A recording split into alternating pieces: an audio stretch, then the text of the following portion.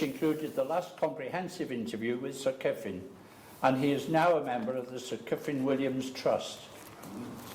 A former member of the National Library of Wales at Aberystwyth, he is now a member of the Consultative Committee of the Library. He was also the first Fellow of BAFTA Cymru Wales and holder of Royal Television Society's Award for contribution to TV in Wales, and today he is also a member of the PR and Publicity Committee for the Royal Welsh Show. Whilst at the National Eisteddfod at Bala, he was awarded the White Robe for contribution to television and the arts, to literature and language. These days, he describes his interests as visiting art galleries and growing trees. As a final quote, Michelangelo once said that it would have resulted in less straying if he'd spent his life selling matches on the streets of Rome. David thinks he can say the same, but in his case it would have been Cardiff or Aberystwyth. Ladies and gentlemen, please welcome Mr. David Meredith.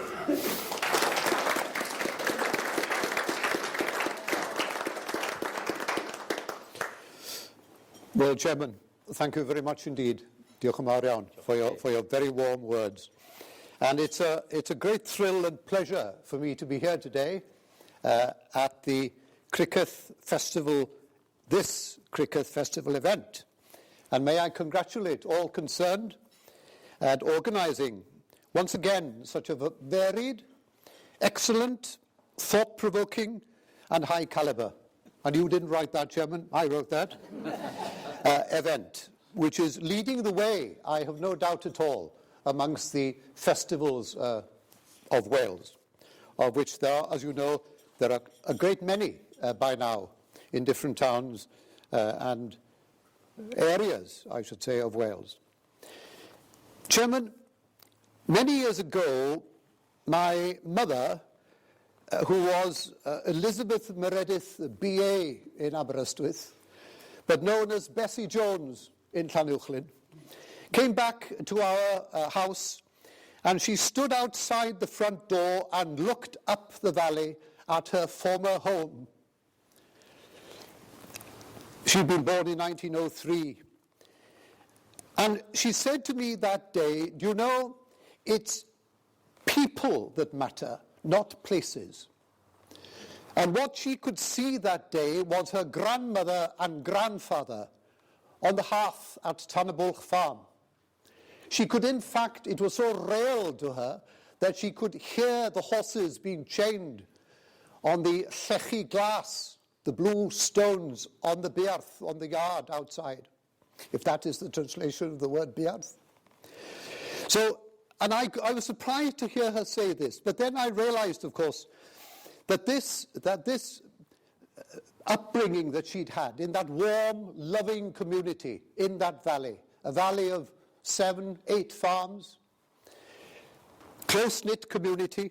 And I realized then, looking back at my own youth in Aberystwyth, where we were blessed with poets around every corner.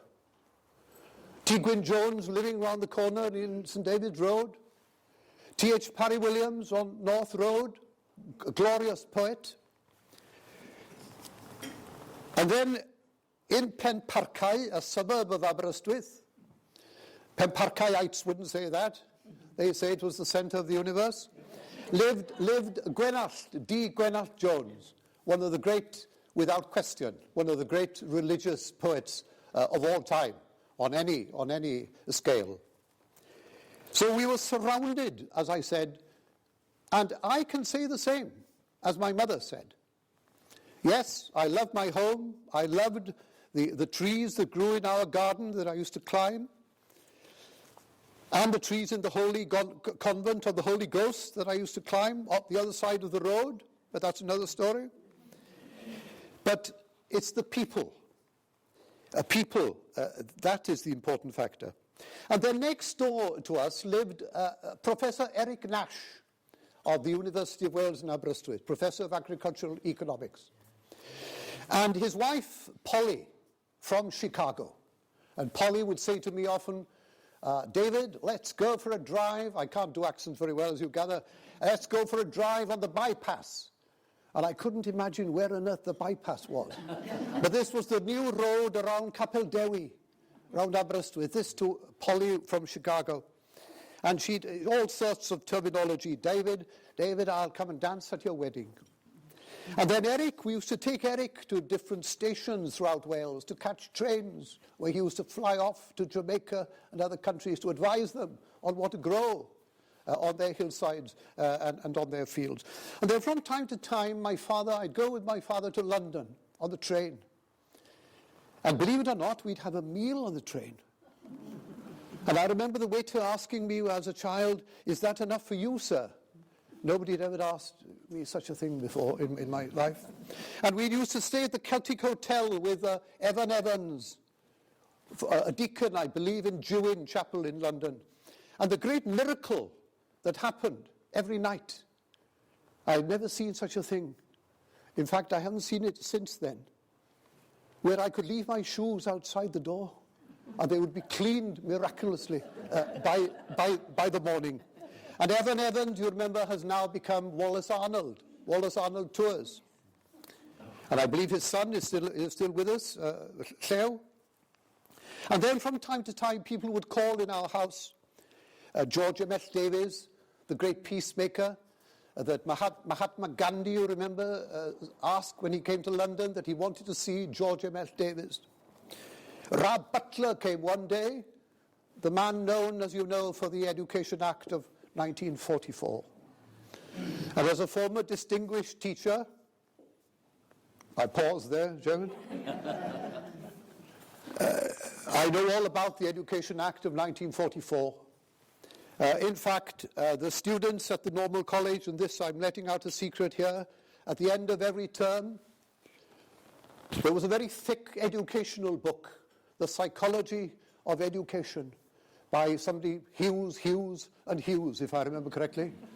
And ceremoniously, we would throw the Psychology of Education into the Menai Straits at the end of each term, which was an act of desecration. But at the time, it felt very good. And then on occasion, I'd come here with my father to see William Jones Tremadog, the poet, the beautiful poet. Pwy ydyw dy gariad lan cifan colin, sy'n rhodio'r dwetydd fel hyn wrth o'i hun.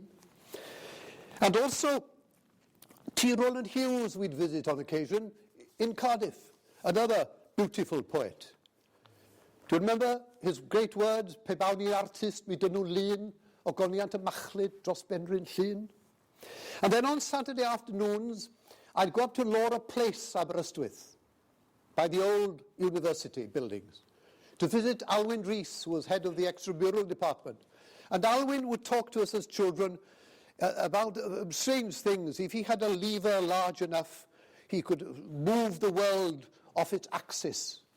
A wonderful man, and he was the man that really saved the University of Wales at the time, before it got broken up, and it is still breaking up into bits, as we know. It was Alwyn Rees that prepared the bullets, the dum-dum bullets in the council meetings.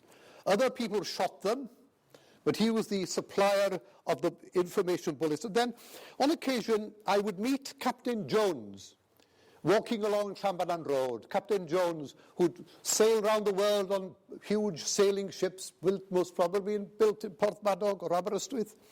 And Captain Jones would relate strange tales to me about being becalmed in various seas in the world and stuffing the turkey with ship's biscuits when they ran out of stuffing, I suppose, on Christmas Day, somewhere or other. But Captain Jones, and then next door but one lived Miss Petra Jones, a direct descendant of William Williams Pantycelyn. Guide me, O thy great Jehovah, pilgrim through this barren land, if I'm quoting him correctly, Mr. Chairman. But she was a direct, and in our house, in a bureau, a mahogany bureau, I see it now, there was a white envelope. And in the envelope, there was a tuft of hair, a tuft of William Williams Pantycelyn's hair. And then one day, my mother learnt how this had come about. That they had they'd moved the graves in Llanymddyfri Church, and somebody had cut a tuft of hair from the coffin as they moved it. And when my mother heard this, she burnt it. She burnt it in the Rayburn in Llanbanan Road. My mother was a great believer in the finality, if you like, of fire. But there were characters all around us. And then in our chapel, we had, as every chapel I suspect, we had a sprinkling of a variety of occupations and professions. We had a millionaire, Slingsby Jenkins, a remarkable man, made his money in shipping. I hope there are no relatives here today to contradict me. And it was Slingsby who brought the Italian sculptor Rutelli to Aberystwyth. He did the Angel of Peace on the castle. I'm sure you've all seen it. And he also had a war memorial outside our chapel in Aberystwyth. And then Slingsby, there were great hopes, Mr. Chairman, in Capella Tabernacle Aberystwyth, that when Slingsby died, his money would come to Capella Tabernacle. Unfortunately for Capella Tabernacle, Slingsby on his deathbed somewhere in South America met a dark-eyed beauty, and all the money flowed beyond Aberystwyth to South America or wherever. And then we had the spies. We had a sprinkling of spies, Chairman.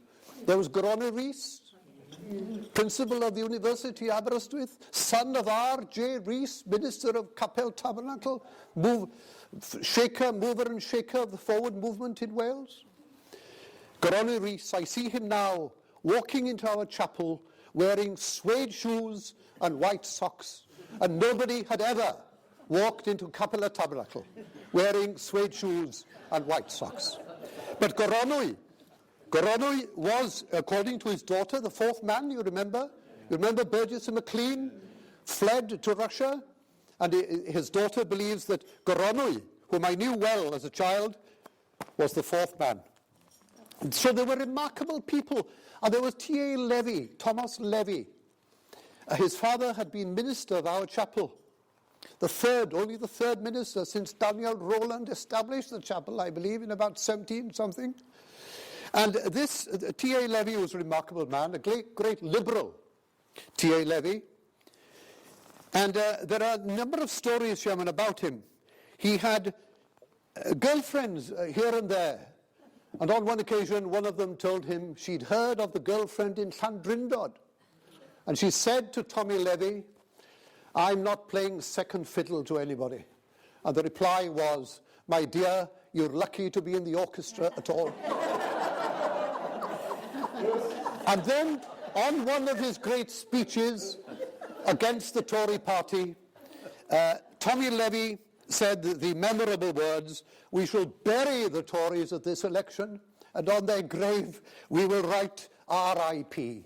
Not rest in peace, but rise if possible." So there were remarkable people. And then Mr. Davies, who devised the sonar, saved many lives in the submarine wars in the Second World War. A lovely man. I remember he had a huge telescope at home in South Marine Terrace in Aberystwyth. He could look out practically to Newfoundland, I believe. But Chairman, we are amiss. We are amiss as a nation. We have allowed people to say strange things about us, and we haven't corrected them. Think of this American, Mr. Harris, who said about Wales as follows: "Wales, which I have never seen, is gloomy, mountainous, and green. And as I judge from reading Borough, the people there rejoice in sorrow. Dissenters, most of them, and cranks, surly, churlish, grudging thanks, suspicious, dour, morose, perplexed, and just a little oversexed. Mostly, however, they go in more for remorsefulness than sin, the latter being prior to the real delight of feeling blue. Fellows named, there's a terrible rhyme here coming up, Chairman. Fellows named Morgan, Evans, and Jones sit glumly on the ancient stones. The weather veers from dim to foul. And this is worse still, the letter W is a vowel. They dig in mines, well, not much more anymore. They dig in mines, they care for sheep, some kind of promises they keep. They hate the English with good reason. They practice magic out of season." Well, can you imagine such despicable, shocking words about us? But we are at fault, Chairman. We know all about the kings and queens yonder and their princes and concubines, but we know nothing of our own history, our own people, all around us, at our feet very, very often. In Arduin Grammar School, Chairman, which I attended, or Stalag 17 as I call it, the Welsh history to the history master was mainly the Methodist revival. Now, speaking as a Presbyterian, I have nothing against studying the Methodist revival, but Wales does have other histories or stories, if you like, rather than the Methodist revival. And then in Bala, which I attended, Ysgol Tan Domen in Bala, that great school, sent more people to Oxford practically than any other school in Wales, even the schools in this area, Chairman. I studied the Spanish Inquisition. Now, Chairman, I haven't had much use, although I must admit in my 35 years, Gareth can correct me, or 40 years, whatever it is, of television, one or two things have come in useful over the years of the Inquisitors' techniques, I must admit. But Chairman, what a loss. Spanish Inquisition in the school. Up the road in Penrhyw lived Betty Cadwaladr. Well, she didn't live there when I was in school, obviously. But Betty Cadwaladr, nobody told me about Betty Cadwaladr. Now they have hospital boards named after her. Betty Cadwaladr, you remember, who was in the Crimean War, the brilliant figure, on her knees, scrubbing the floors. Florence Nightingale on the pages of the Times, of course. I nearly said on the front page, but possibly there were adverts on the front page then. But this is our story throughout the time, throughout the centuries. And then I suspect that class war prevented Betty quite a lot, I think, from taking action in centre stage, a jealousy between Florence Nightingale and herself. And then further up the road than Penrhyw, that nobody told me about, if I could throw a stone further, was Frongoch, village of Frongoch. And there the family of David Edward Hughes emigrated to America. And David Edward Hughes was the discoverer of the microphone. And in fact, he was a brilliant experimental physicist. And his experiments in America led to the formation of the Western Union Telegraph Company. Now, why wasn't I told? Why did I spend my time going for cigarettes and coffee in the Cyfnod Cafe in Bala and studying the Spanish Inquisition? And then one day, Chairman, many years later, I chose the site for the National Eisteddfod of Wales for HTV. In full dictatorial power, I decided on a wet day, it was always wet, I decided on a wet day we're going to go there. Our campus of marquees, etc., is going to go there. But I was quickly told, you can't go there. And I inquired, why can't I go there? Because under the ground here is a Roman temple. And Cadw, or whoever, will not allow any posts or pillars or anybody digging in this area. Now, Betty Cadwaladr, David Edward Hughes, Roman temples, you know, the wealth of material right at my feet that nobody in Arduin Grammar School bothered to tell us anything about. And then back in Arduin, in Stalag 17, we did hear occasionally about the War of Jenkins's Ear. Now, Jenkins, Shenkin, who was Jenkins? Why was his ear so important? Who was he? Who were his parents? Where was Jenkins from? It would have been fascinating to learn. And then Robert Jones. Now, there are many Robert Joneses in Wales, I realise, but this Robert Jones was a minister in Haworth, a vicar, actually, in Haworth, on the Yorkshire Moors, well, just off the Yorkshire Moors, where some people in past have nearly frozen to death in the cold air, one or two of the audience here in past days. But he was the minister to the Bronte family. And, you know, I've no doubt at all they were brilliant authors and writers because of this man, of course. Most probably they cribbed his work, most probably. this man, Robert Jones. And the children, the Bronte children, used to laugh at his Welsh accent. And there was another Robert Jones. Robert Jones was a vicar near Prydain. Now, he was terribly friendly, and in fact, with William Wordsworth. And Wordsworth has actually what you call a book to Robert Jones. There is a word I can't find, German. Thank you. He dedicated a book to Robert Jones. His great friend, he used to walk with him on the Aran Mountain and in other parts of Meredydd. And we believe that, of course, the influence of Robert Jones on Wordsworth, Lucy Gray, was in fact Lleucu Llwyd, the Welsh Lleucu Llwyd. Direct line by Robert Jones. Was I told about Robert Jones? No. Chairman, it is so important that we honour our famous people and our men and women, our colourful compatriots, that Wales abounds with these people. And then the hills of Lewishai. We've all contributed to the missionary fields. And the irony, Chairman, today, that there are more Presbyterians on the hills of Lewishai than there are in Wales. And most probably they know more about the history of Wales on the hills of Lewishai than we do here in Wales. And I think somehow, I'll connect it somehow or other if you give me time, that you know that that's why we speak to Mumbai and New Delhi on the phone when we deal with banking matters and banking and BT. Can you ring BT without going through to Mumbai? And I think, Chairman, it is them getting their revenge. In Empire days, we've shouted at them, and now they are getting their revenge. And our artists, Chairman, our artists. Richard Wilson, that glorious painter from Penegoes near Machynlleth. When you pass through Penegoes next time, please think of Richard Wilson. And then Thomas Jones of Pencerrig, that estate, as you know, between Builthwells and Llandrindod, and the Pencerrig estate used to encompass Llandrindod and the wells of Llandrindod. I think it went up to about Crossgates, I believe. There are some here that can correct me. I realise I'm dangerous ground here. But Thomas Jones is regarded and referred to as the father of British landscape painting. And for years, Chairman, his paintings were on the walls in the Pencerrig, in the family home in Pencerrig. My only regret is that I have to say he was educated by Congregationalists. I believe in those patches, and I wish I could have said that he was educated by Presbyterians or Methodists, you understand. You see how biased I am. But I then come, of course, to my hero, Caffeine Williams.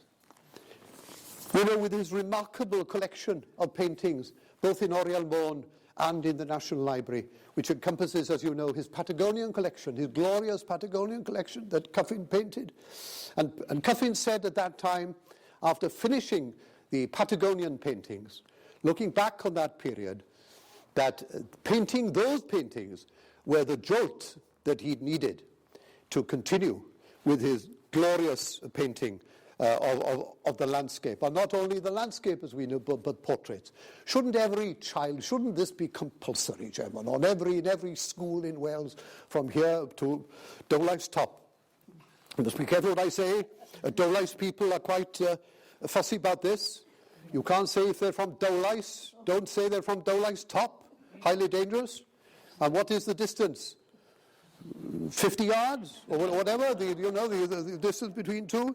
But children today should be taught properly about our artists. And regrettably, Chairman, the National Museum in Cardiff has not made enough, had certainly not made enough of John Caffeine Williams, Sir Caffeine Williams, not made enough for the fact that Wilson is from Welsh, from Penegoes, and Thomas Jones from Pencerrig. So I'm asking really, Chairman, for you to join me in a campaign, in a way, to rewrite Welsh history. Well, we haven't actually started today, but I'm in open negotiations, perhaps. And then our sculptors, Ivor Roberts-Jones. Now, Caffeine, as you know, thought the world of Ivor Roberts-Jones and regarded him as one of the great sculptors, European sculptors. He's got work here in Harlech, as you know. Where am I geographically? Here in Harlech.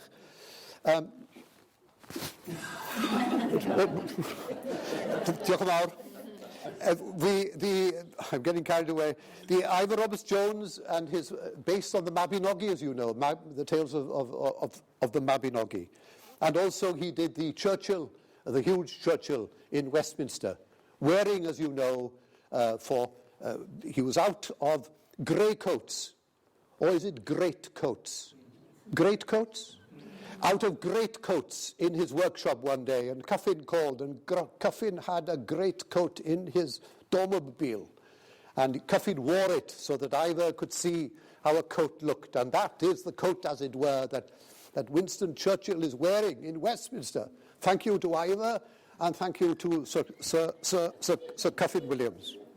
So we need, Chairman, I suggest to you, we need to know about these matters, and we need to rewrite our history. And we need to do away, Chairman, once and for all, with the nasty lie that we've been living with as a nation. That, yes, the Welsh can sing, let them sing. They're teachers, poets, okay, but not administrators. They have to come from London. And we know, Chairman, that London is a good place to come from. So, Chairman, this is the plea that I have. In my youth, living in Aberystwyth, we used to go to Barth quite a lot, and Ynys Las. Now, nobody told me, Chairman, that Bob Hope's mother was from Barth. Bob Hope's mother from Barth. It's ridiculous. And then there was John Lloyd of Aberdeen. Definitely nobody told me about John Lloyd. John Lloyd, Chairman, became a soldier of fortune. He was from Aberdeen, became a soldier of fortune, and went to work for the Botany Bay Company, and worked his way down to Mexico, and then became a mercenary on the Mexican side against America. And he fought in the Battle of the Alamo. And in the Battle of the Alamo, there were quite a few Welshmen. Now, you know what happened, Chairman, in the Battle of the Alamo. David Crockett was shot. And I like to think, Chairman, in fact, I'm pretty sure that it was John Lloyd of Aberdeen who shot David Crockett, because we know from the history books that he was a useless shot. And I think it was a stray shot that got the hero of America, David Crockett.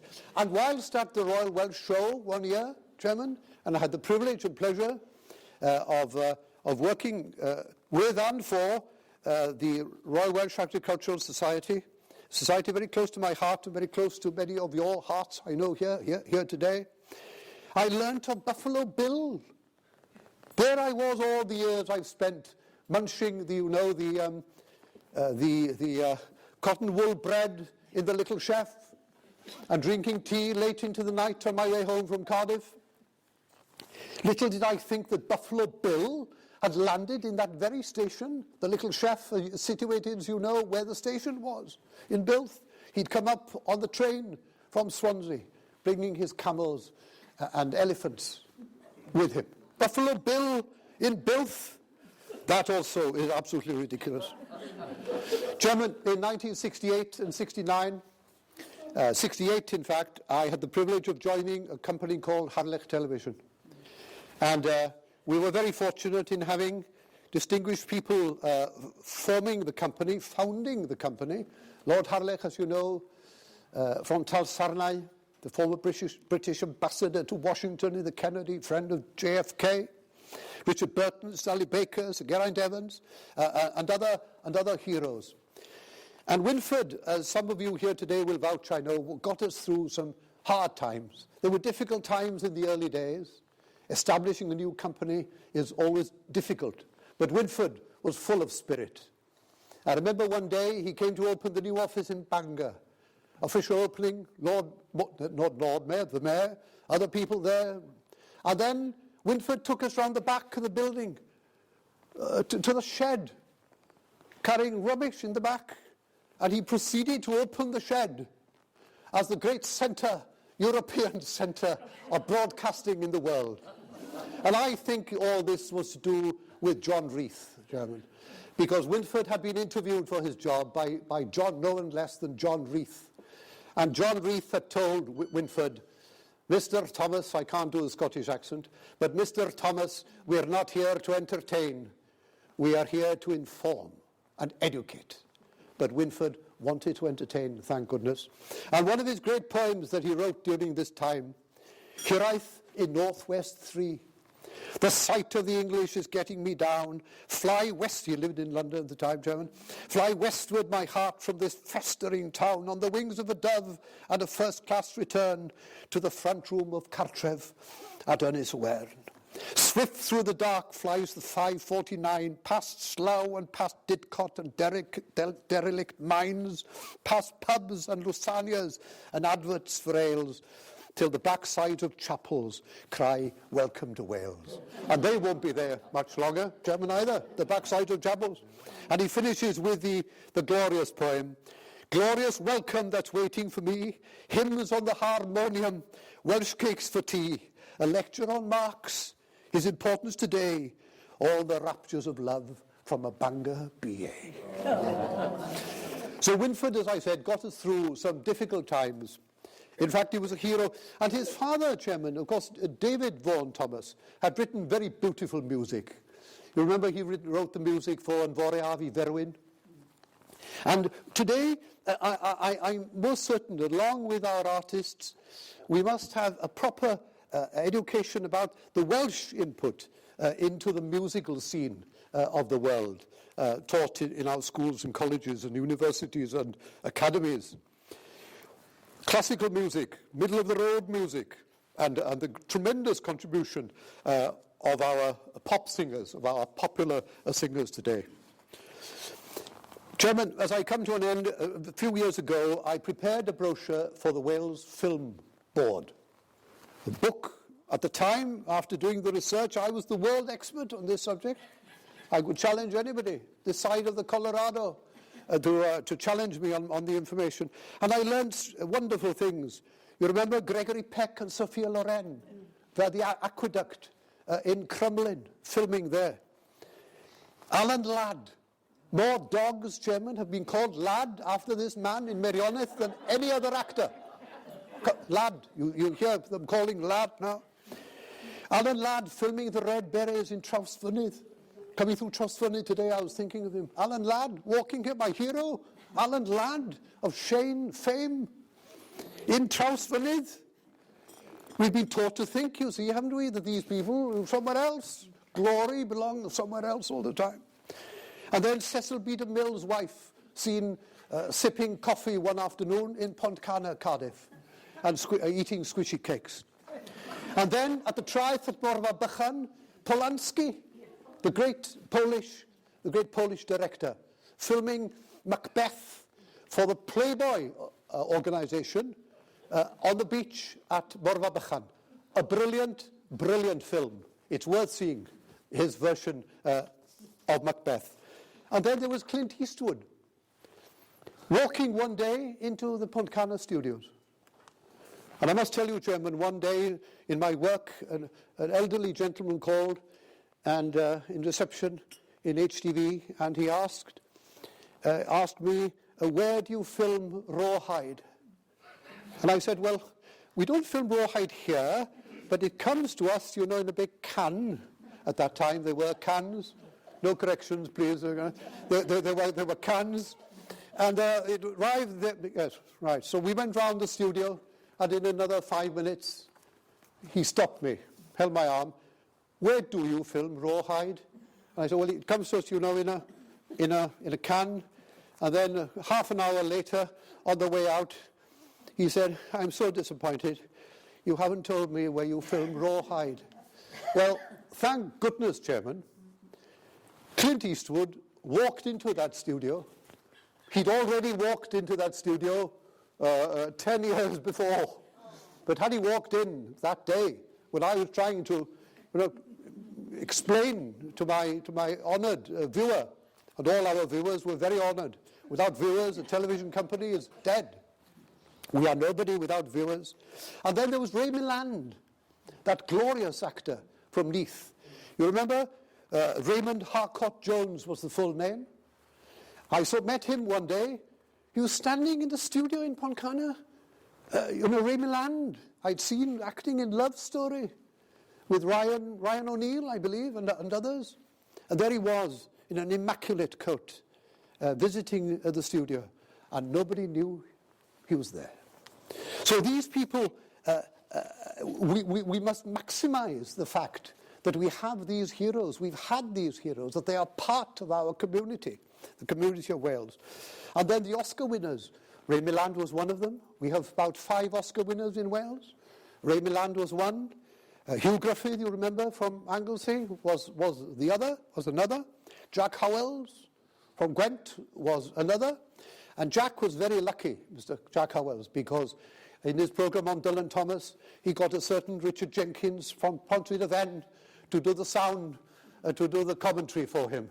And Mr. Richard Burton performed majestically, as we know. It's worth seeing that programme. And then there was Anthony Hopkins, of course, who won his Oscar in Hollywood. Chairman, one afternoon in Westwood, Los Angeles, I was having tea with Glynis Johns, that glorious actress. And Glynis Johns remembered her grandfather in Buryport saying to her one morning, "Bore da, cariad bach." And she said it magnificently. And as she left, she walked into this huge car, a diminutive figure, and we were very worried, and she drove off at great speed into the Hollywood traffic. But before going, as we were sipping our tea, 4 of us round the table, she looked at me and said, "Oh, look, he's got a Welsh mouth." And I haven't worked that out yet, you know. A Welsh mouth, that's really worrying me. But there we are, Cariad Bach, Glynis Johns. And her father, you remember, a glorious actor, Stratford Johns, I believe. Yes. Was he not, Stratford Johns? Mervyn Jones. Mervyn, of course, Mervyn, quite right. Stratford was another one, Z cars, that shows my age. So we are this mix, as W.D. Williams once said, Chairman, that glorious poet from Barmouth, W.D. Williams, "Un arall ddoth o Colorado, a dipyn o groes yn ei waed o, brodores ei fam o goedydd Japan, o dyn o Criccieth oedd ei dad o." And in translation, German, another came, this is my attempt, another came from Colorado, a bit of mixed blood and bravado. A native, his mother from somewhere or other, his father from, and I ask you, please, could you rhyme with Colorado, please? The old village in the patches here, or a town, or a Mynyddo? That's a good one. Right. His father from the rural Mynyddo. Diolch yn fawr. I'm very grateful to you. You can have copyright on that. Right.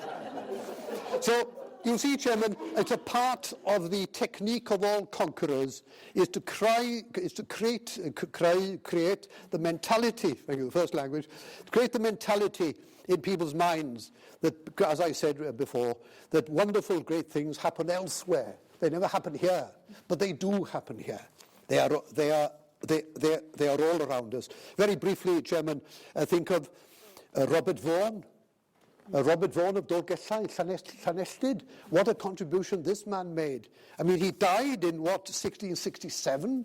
But before doing so, he collected this remarkable collection of books and manuscripts, and together with a Peniarth collection, sold them. They were sold, he didn't sell them, but they were sold later on to Sir John Williams, the king's physician at the time, and it was his collection that became the basis of the National Library. And without Sir John Williams, there would be no National Library, there would be no collection. And without Robert Vaughan, certainly there would be no massive collection in the National Library. So we owe a lot to Mr. Robert Vaughan and the whole of the Vaughan family, as you know. Chairman, the great philosopher, Welsh philosopher J.R. Jones, once said, "There's only one thing that's worse than having to leave your country, and that is when you see your country leaving you. And we've been negligent, Chairman, we've been negligent in maximising, as I said, our heroes.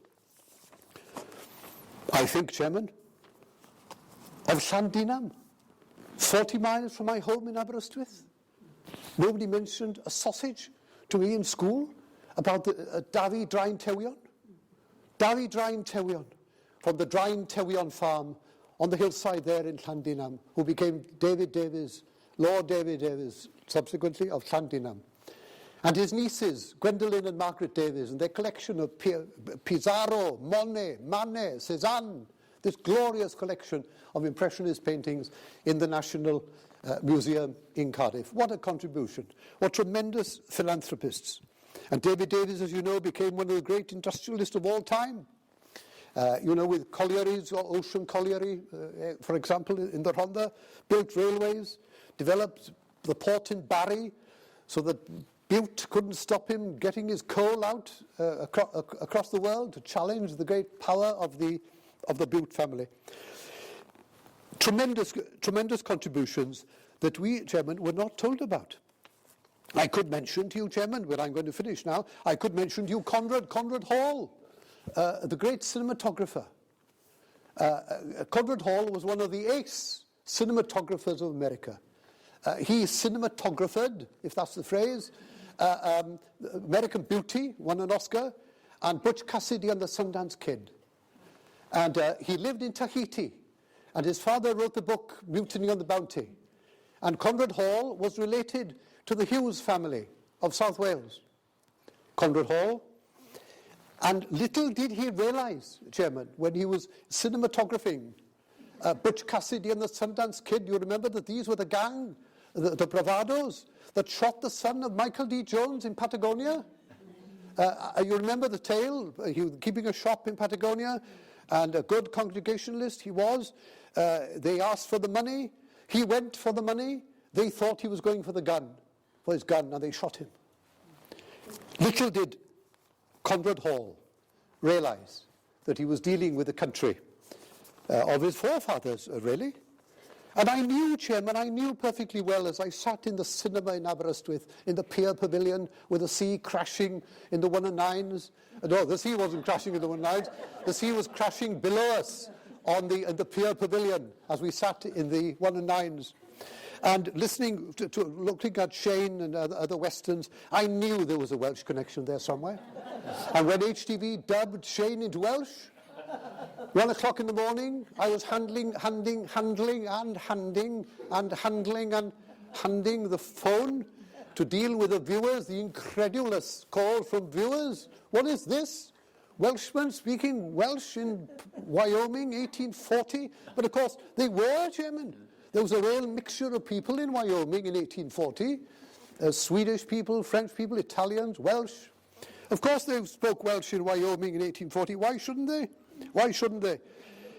And the man from Newport said, did you see the pop bottle in the film Shane? And Shane, you remember, goes up to the bar and asks for a sarsaparilla. Do you remember? With hard men all around him, hard drinkers. But Shane asks for a sarsaparilla. And the pop bottle had that catch on it. And this man rang and said, I'm a member of the Evans family from the Rhondda, the Corona. And they'd taken out the patent for the pop bottle in America. And he was so excited. I had to explain to him that possibly it wasn't the same bottle, but you know that 1840. But this was, so we were there, Chairman, we were there. I was right. As I watched Cochise and other people, I knew there was a Welsh connection there somewhere. And Chairman, I could mention, as I finish, I could mention John Dee, great advisor to Elizabeth I. It was this John Dee from a beautiful part of Radnorshire.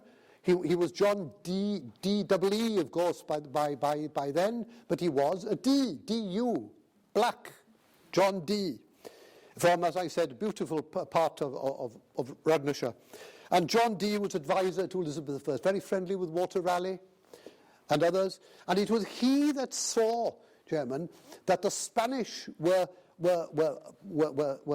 putting on board their ships, were modernizing their ships at the time. And it was he that advised Elizabeth and Walter Raleigh and Francis Drake and others to do likewise, to catch up with the Spanish developments aboard ship and guns, etc., and so forth. A Welsh-speaking Welshman from Radnorshire. What a beautiful part of the world it is. Not as good as Criccieth, of course, but, second to Criccieth, it's okay. So these people are around us. And then, Chairman, as I draw to a conclusion, there was John Evans of Waenfawr. Would you have believed it? John Evans of Waenfawr, of Tyddyn Wisgyn. Tyddyn Wisgyn, I'm sure it's still there today, geographically speaking. I believe that some people some family from Tyddyn Wisgyn, if I'm correct, have been breeding Hereford cattle on the Falkland Islands. I may be wrong. I've gone maybe a bit far, Chairman. But John Evans in the 18th century went out to America to search, you remember, for the Welsh-speaking Red Indians. And he searched up the Missouri River, and he mapped the whole of the area. It was his maps that were stolen or borrowed or added to by Lewis and Clark, the great American discoverers. But John Evans had done the work, a young man, unfortunately, but fortunately also, he pushed the Indians towards the Spaniards.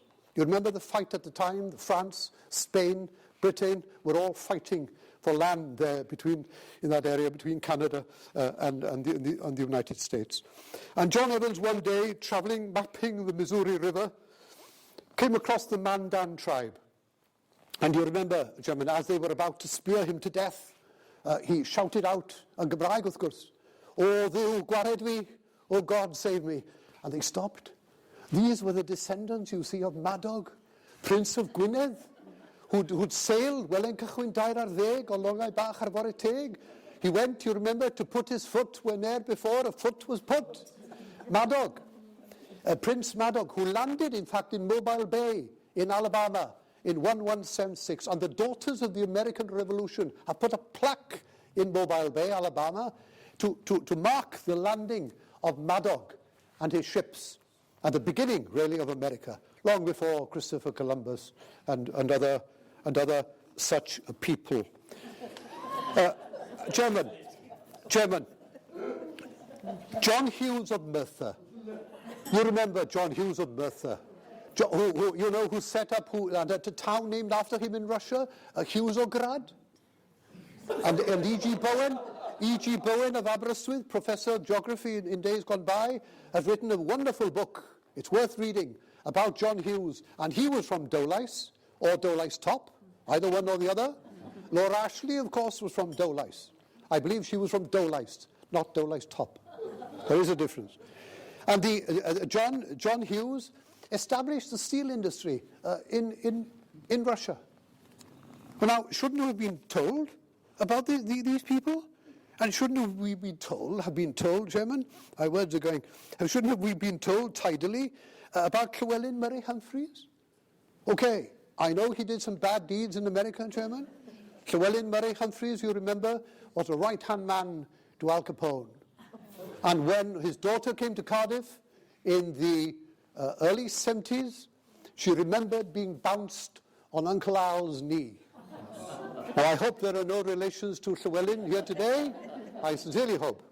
Llewellyn, and he, unfortunately, his parents married in China Street Chapel in Llanidloes. China Street, I wonder why it's called China Street. I have to inquire into that. But he planned, unfortunately, I'm sorry to say this, Chairman, he planned the St. Valentine's Day massacre in the garage. But we should have known about him, Chairman. He's not a very good, faithful Methodist, but we should have known about him. And then, Chairman, as I finish, I could mention John Nash. John Nash, the great architect, architect of Aberdeen, architect of part of Blenheim and Buckingham Palace in the days before emails and everything, other media, even he didn't have to ring India. John Nash didn't. And John Nash.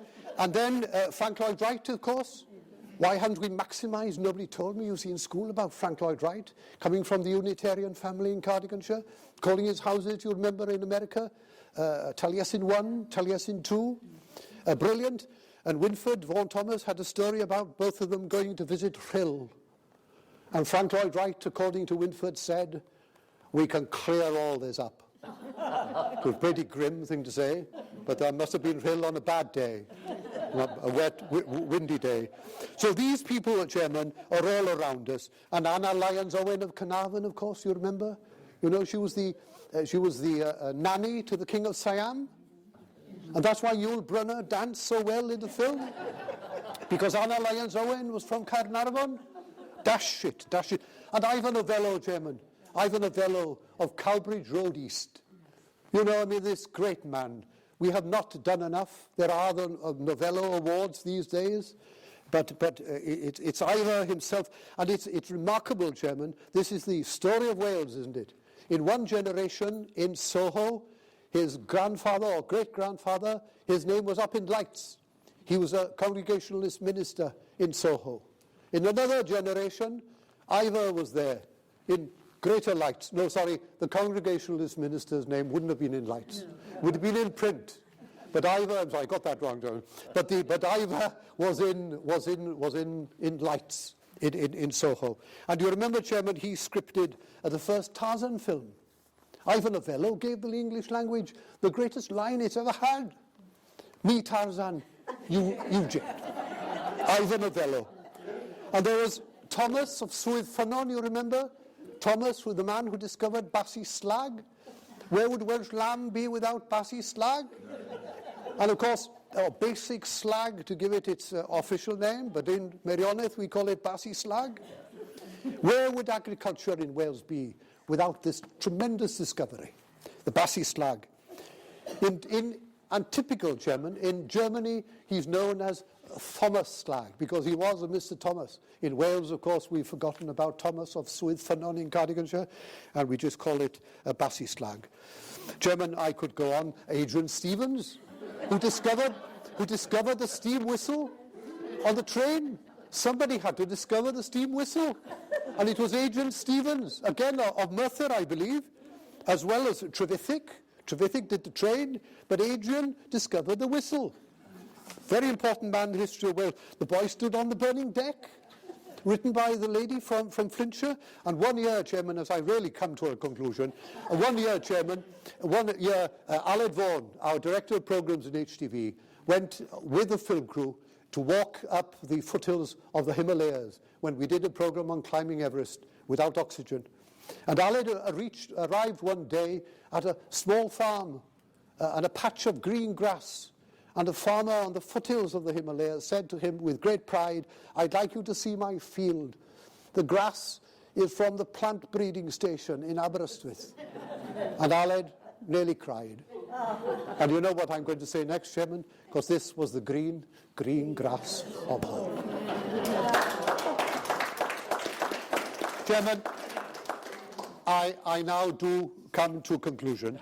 I could tell you about Herbert Isambar Dowen. And this is remarkable, Chairman. Herbert Isambar Dowen, named after Brunel, Isambar Brunel. His father, George, was right-hand man to Brunel, Isambar Brunel. And it was this man, Herbert Isambar Dowen, one of the founders of the University of Wales, and not only founder of the University of Wales, but founder also, second time round, of the Cymreig. The Morris brothers had already founded the Cymreig, but later on, another century practically, or a long time after that. And he was friendly, Chairman, and I do finish on this point, with Louis Lucien Bonaparte. Yes, Louis Lucien Bonaparte could call Napoleon Uncle Napoleon. And he had in his possession in London, he was learning the Welsh language, Chairman, and he had in his possession, and I read my notes here, a Frawiaith Gristnogawl, 1568, the only edition in being of this Pryn book. Chairman, I finish. But I must, Chairman, you must allow me to mention the fact that the well-known is so wrong. It's not enough. It's not enough to describe David Lloyd George as well-known. The international figure, the international giant, and every Welsh man and woman should know of the part he played in establishing a disestablished church. What a massive revolution that was. The disestablished church, a massive social and religious revolution. We've never seen anything like it, which was to the benefit of Wales. The dissolution of the monasteries was a disaster, although it was by Mr. Tudor from Penmynydd who did it, but it was a disaster. But the disestablishment of the church by David Lloyd George, who led the Liberals in this particular case, was a tremendous service to Wales. Please join me in writing the history books, rewriting them this time. Thank you.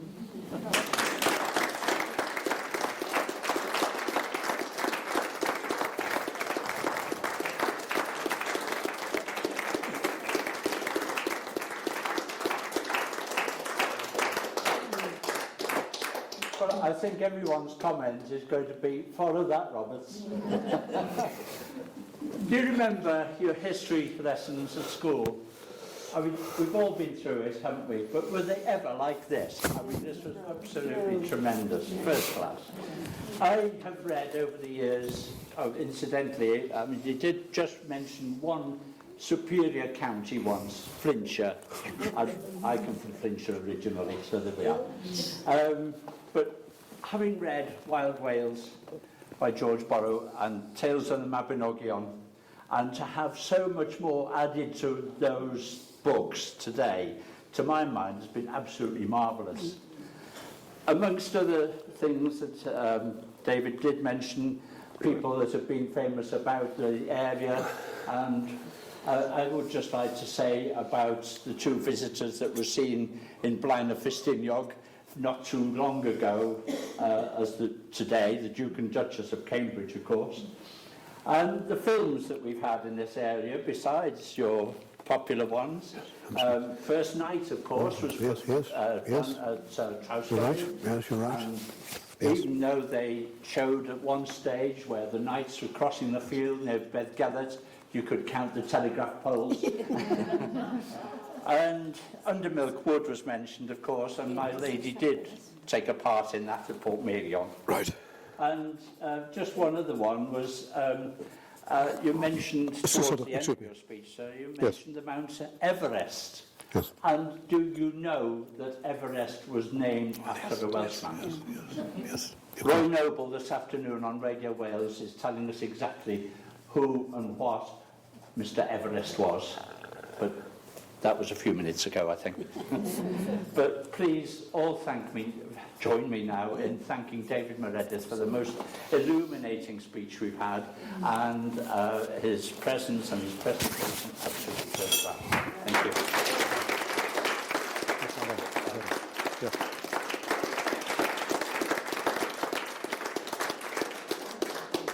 And though that brings our lunch to an end, I would just like to say thank you all very much for being here and just mentioning the rest of the week's programmes. Thank you.